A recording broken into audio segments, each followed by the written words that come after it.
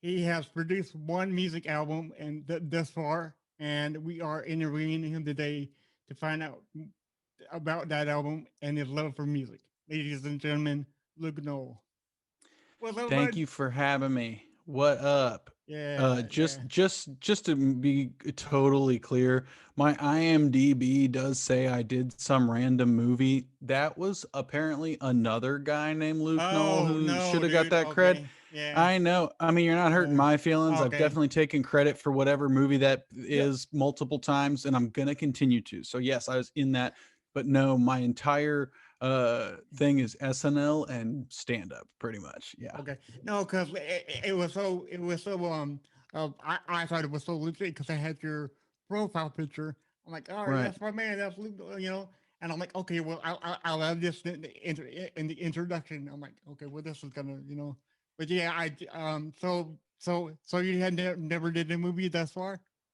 I mean, student stuff and yeah, but not really. No, Okay, yeah, yeah, no, but I do love that. Those are my two credits on IMDb is SNL and some random movie that's called The Final Pulse. that's I'm it, like, all right? right. Yeah, yeah. So my apologies, but then I'm sure again, Luke Null kills it in that. yes, I'm sure he does too. Well, I gotta watch that movie. I gotta watch that movie now and just find out who this other Luminol is. I know, right? Yeah, yeah. I assume he Um, plays just like a murderer or something. right. I met you on the Indie Pods United summit. I think it was last week, and I gotta Yeah. tell you, man, your stand up was the funniest thing I've ever seen. Because honestly, that has been my first ever comedy show. Honestly, Well, then that's why I'm your favorite. yes. Thank you for Yeah, saying so. It's yeah, way too nice. Seriously. yeah, yeah. Because I've never been to a comedy show. I'm like, I always want to go to a comedy show, and I don't want to think that um, this COVID has done more for me than anything else. Because being at home, you tend to want to do things online, and lo and behold, I got to see your show. So yeah, it's It was a awesome. lot of fun. You know, with Zoom shows, it's always a roll of the dice on whether or not it's a bummer or a huge bummer, and ended Right, up being really fun. So, right, yeah. yeah, everyone was really down, and especially to hear my weird songs about my butt and stuff. So, I'll Man, take that's it. I'll that's always take it as a win. yeah, man. That they're good. They're good song. They're amazing song and funny too. Um, so has this COVID brought you more work now and than ever before, or did you see like a slightly like a dip? Oh, a steep off a cliff, Oh, oh no, death of comedy for a oh minute no. there. Right, I yeah, mean, okay, yeah, I mean, I spend a lot of my time touring around and doing like college gigs and comedy club gigs and doing things or traveling around the country as much as I can, doing stand up stuff and a lot in Los Angeles too, where I live. right. And yeah, I mean, COVID definitely handcuffed that to a radiator. So it's been a lot of learning to adapt. Got the mic, got the freaking pop filter. I'm not doing it right. It shouldn't be bent like that. Right. But Well, I I'll mean, tell you what, we're doing our best out here, and no, but definitely a lot of it's been hard for a lot of stand-ups, and I'm not alone in that. But mm, yeah, it has been a nice opportunity to try to refocus and learn some other things like recording stuff, and yeah, I'm because I'm definitely not great at demoing my own tracks and stuff. So it's been just trying to learn to edit, and yeah, yeah, it's been yeah. cool. Trying all the fun stuff. So as you were growing up, did you always grow up in a house full of music, or did you find music on your own? My parents both definitely love what they like, right? But as far as like me playing the guitar and stuff, I was pretty much alone in my family being a musician. But my Right. parents definitely do love music. They did, Okay. yeah. So we had the hi-fi going and upstairs a lot. We had they had their record player and stuff. So that was always nice growing up, Right. cranking So out the Steely Dan. there you go. That was my next question. What kind of music genres did they introduce you to? Because there's so many good stuff out there. A lot of good stuff. My dad, it was always more like into like Steely Dan, Grand Funk Railroad, Zeppelin, and my mom was more like Hall and Oates. Yeah, Hall Carpenters and and Oates is a yeah, great one. Yeah, exactly. yeah.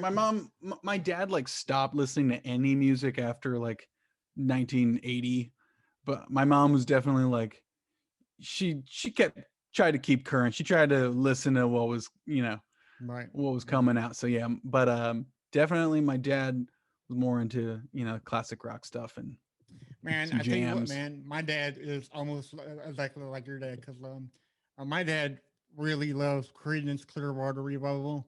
You Oh know, yeah, good. We, it's we're and blaring the CCR too. yeah, oh yeah, yeah, and that's one of my main bands that I go to now.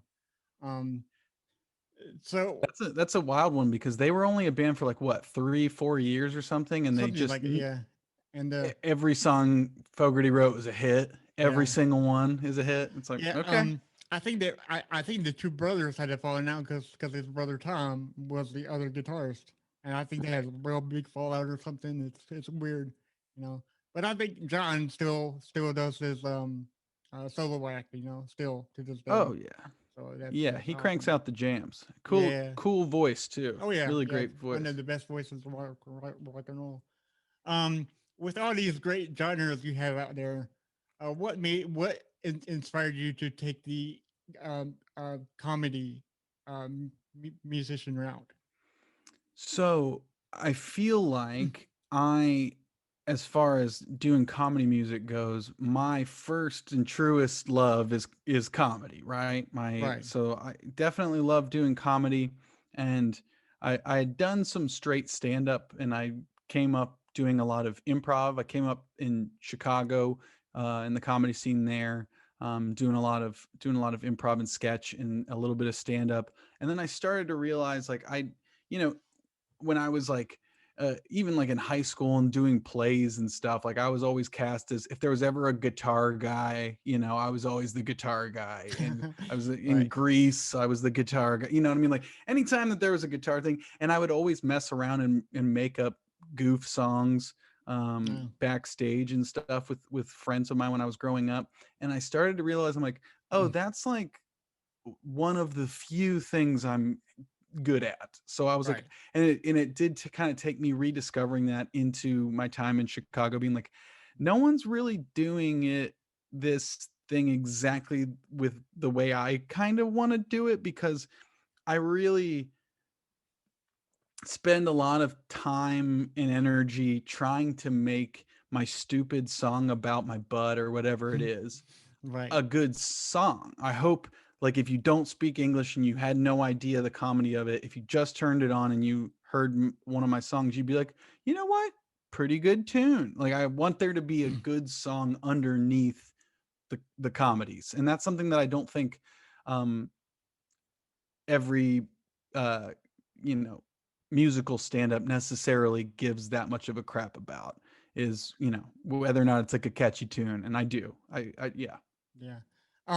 Now I so are there any other instruments that you played before the guitar? Because I've spoken to a lot of musicians in the past, and they always told me back in high school, in their music class, they were the last ones to pick instruments that they don't play or they didn't want to play, and that got them more into their music career. Did you have the same experience, or did you just pick up the guitar first and say, "All right, here we go"? I was definitely like a choir kid. I was definitely like in choir more. So and I had friends that played guitar and were in bands and stuff when I was like in high school. But I feel like I learned how to play acoustic guitar more to supplement my singing. Mm, And it wasn't until I've been playing for a while that I was like, okay, I I started to pick up, bass and on electric, ukulele. I've learned how to play the banjo a little bit, but definitely the uke and the bass are ones I would say I'm proficient in and can keep up with. But I've been trying to learn piano in quarantine, and woof, yeah, right. it's a different It's monster rough. Yeah, entirely. yeah, Yeah, yeah. it's great though. It's fun, but I'm so bad, so Right. bad. Oh, no, Uh, um, a lot of musicians are inspired by other people who also inspire them. Was there someone out there that inspired you to do your comedy music route? Yeah, there's a lot. I mean, I like a lot of comedy music and in all shapes and sizes, and but definitely when I was a kid, loved Stephen Lynch and Tenacious D were Yeah, two that I would say fall underneath the category of funny and a good song. You know what right, I mean? Like right. the D that first Yeah, Tenacious yeah. D album, That's it. the songs that are on it are good songs. Yeah, Like they are they really. good songs. So definitely that I like Fly the Concords, Bo Burnham, Garfunkel and Oates. And those three I think would oh maybe not I wouldn't say Fly the Concords. I think they legit are like excellent musicians and make great standalone songs too. But I Right. think like Bo Burnham or a Garfunkel and Oates or something like that is they those guys are more on the side of like making sure it's just packed with 1,000 great jokes and the music is like it's fine, it's good, it is good, and they have catchy songs, but it's more about the jokes, it than Yeah. the music. Right. And that's totally fine. And sometimes I go down that road a little more too. But Yeah. yeah, I mean, I love it all. Like Reggie Watts is great. Reggie Watts is good. Any Yeah. comedy music. Right. Yeah. Tim Minchin is another one that I don't think gets enough love. He's awesome, I'll have to Australian look. guy. I'll have to look him up because I never heard of him before. So it's He's one of the. excellent. Yeah. He's an Australian pianist, and he is very very smart. Very you know yeah, great like orchestral pieces. Like he's done some really cool stuff Right. Yeah. with The the full band. Yeah. The first time I've ever heard of the genre of comedy music was of course you got to throw in Adam Sandler with the Oh Hanukkah yeah, song, and I remember watching that on MTV. Yes, I'm old. I'm almost 41. So. Yeah, so Adam Sandler really, I guess, brought it into the light that you can make comedy and music at the same time, and people will love it.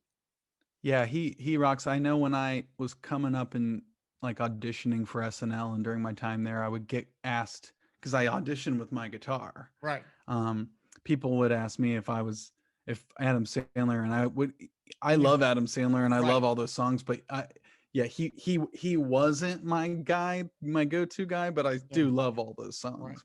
So Have yeah, so I should just start lying and saying he's one of my go-to right. guys. Have you ever worked with him at like any N- capacity? never No. got to meet him while I was there. Oh. No, I Oh think he was there no. like the year after. I was only there for the one season, but Right. Right. uh, yeah, but I did get got to meet plenty Yeah. of other people, but I, definitely not him. He's one of the goats though. Yeah. Oh yeah. Big time. Big time. All right. So let's talk about your album. Um, your first album released last year in 2019. I want to say 2009, but it's not. It's 2019. Was this an album years in the making since you've been playing guitar, or did you know that you wanted to do one for some time? You know, it was something that knew I wanted to do for some time, but I wanted to have enough comedy songs on it that I was proud of. That um, and the way I put it together, you learn a lot putting together your first album because it's a live comedy album. I'm Yeah. performing live comedy music in Chicago, and Right. um, it was a great learning experience too because it was right after I had gotten fired from SNL. So like the first probably 15 minutes of the album are a lot of SNL stories or songs that I pitched and that didn't make it to air or things like that.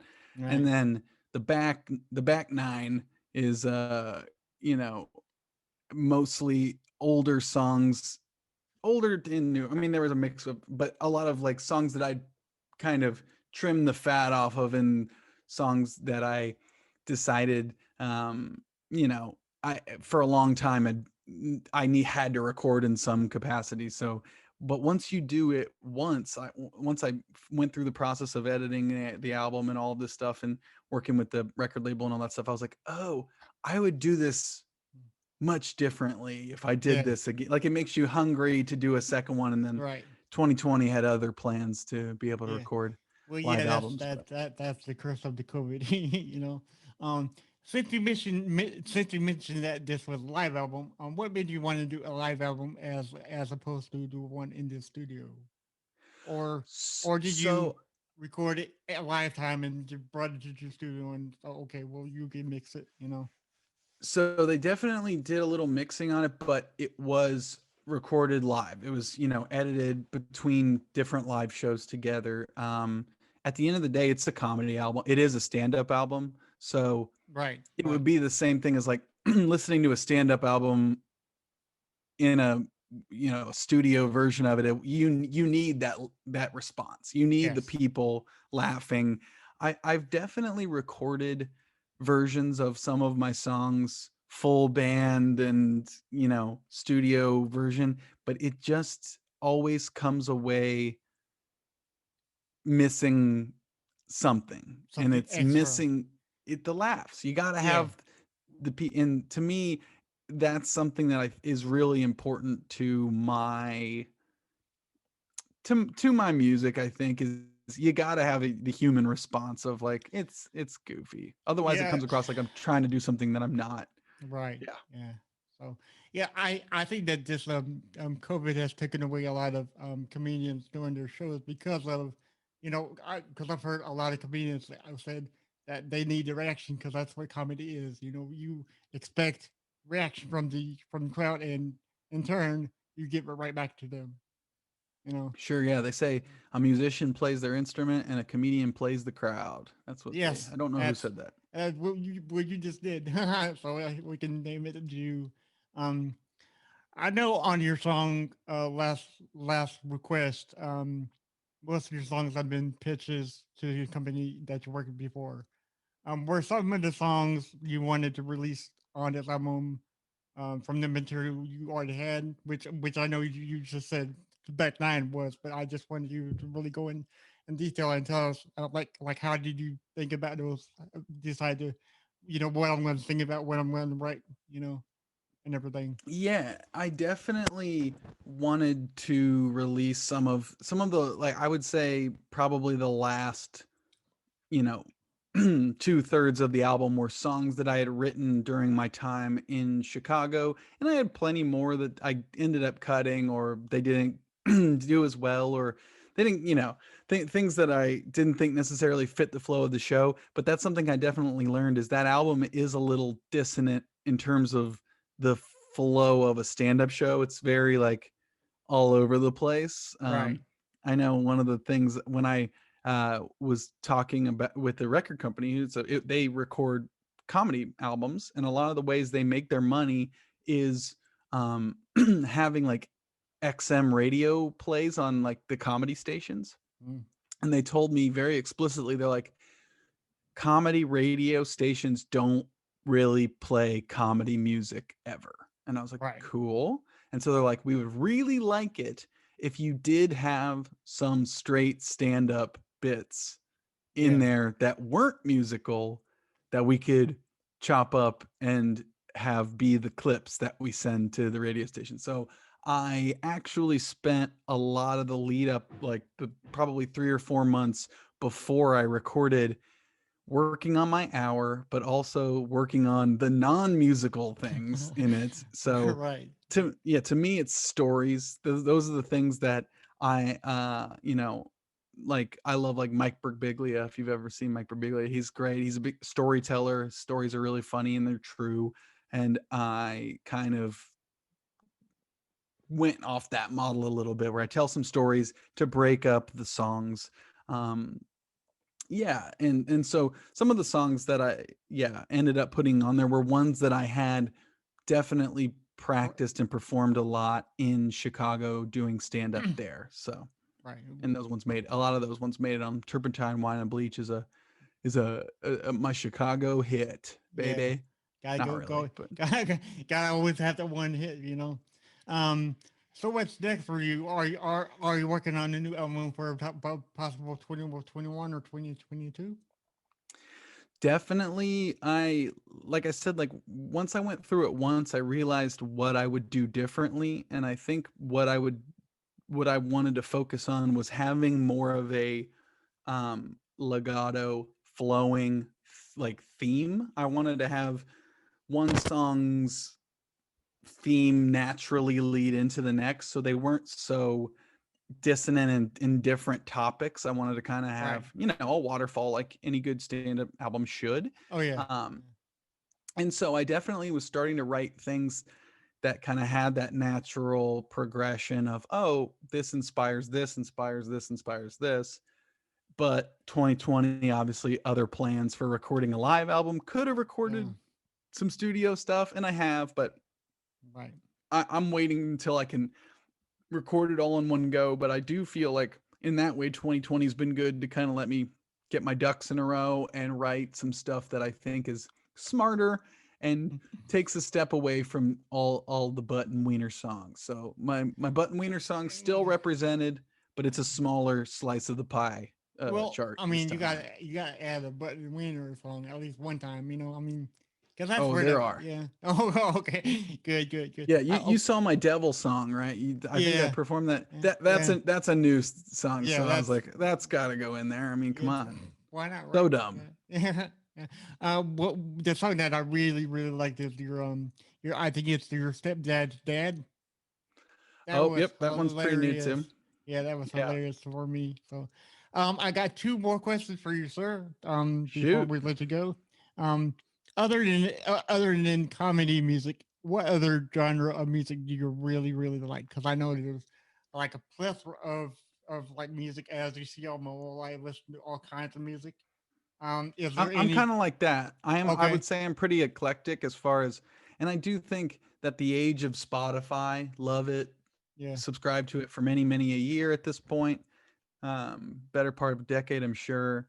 I think it's changed how we, find music and listen to it. That it seems like now, unless I was like diving into a band's album almost before Spotify, like there's bands that I definitely like when they release something new, I eat up the whole album. right, But right. it seems like a lot of the stuff that I find, I throw it onto a year-long playlist. So every year I have like a massive year-long thing that I just throw stuff into, and Right. it to me it ends up being like a single here, a single there. It's in bands, especially newer bands. That's how they release it now. Like I don't know if Yeah. I can curse, sorry, Oh, but that's right. That's right. You're good.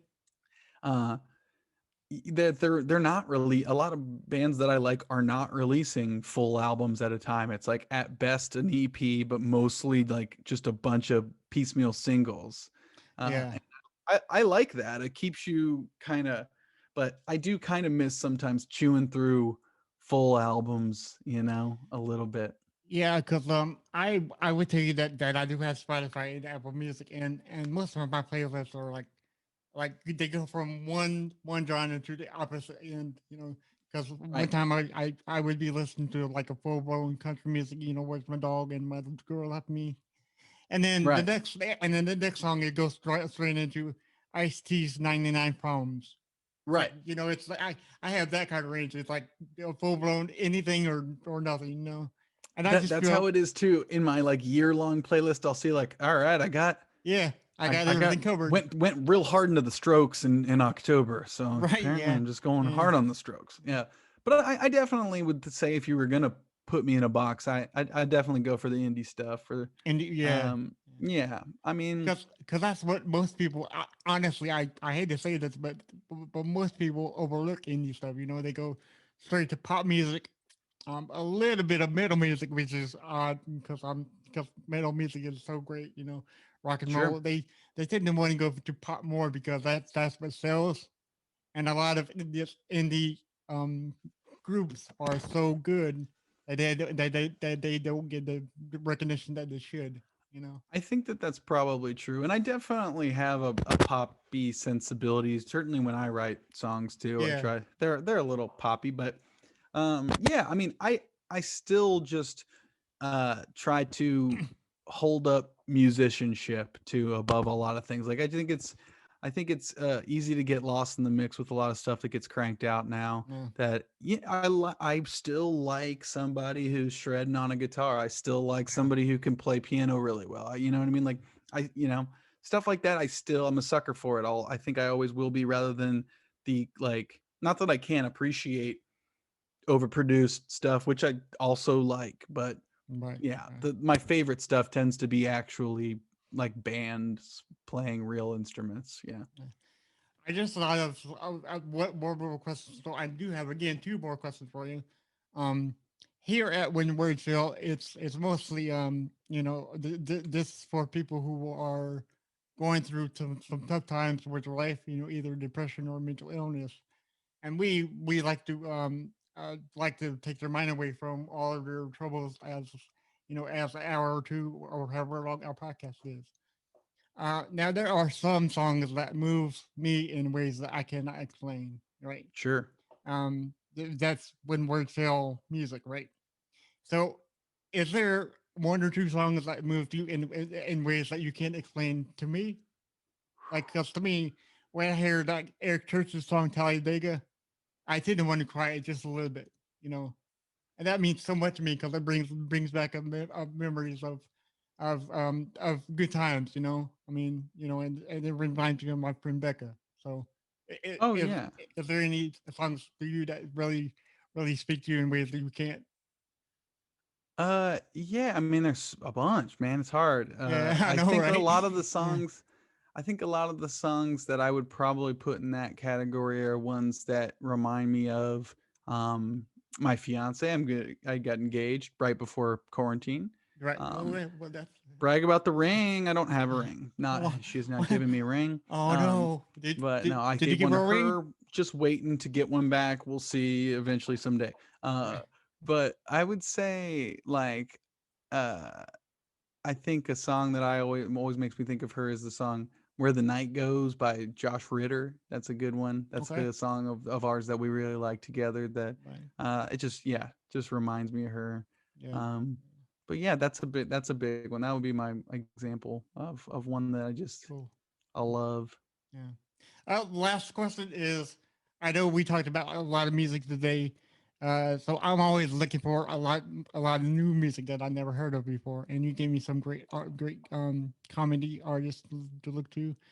Um, Besides comedy musicians, what are you listening to? I've been listening to a band that I really like that I've been listening to for a while, and they're a Minnesota band. They're from Minneapolis, I believe. They're called Vansire. They rock kind of almost like y- good bass driven stuff, but almost like a chill wavy. They just got some bops, but they also have some cool like soundscapey stuffs Yeah, too. I love them. They just put out an EP, and I support them and blast them out as much as I can. So shout out to Vansire.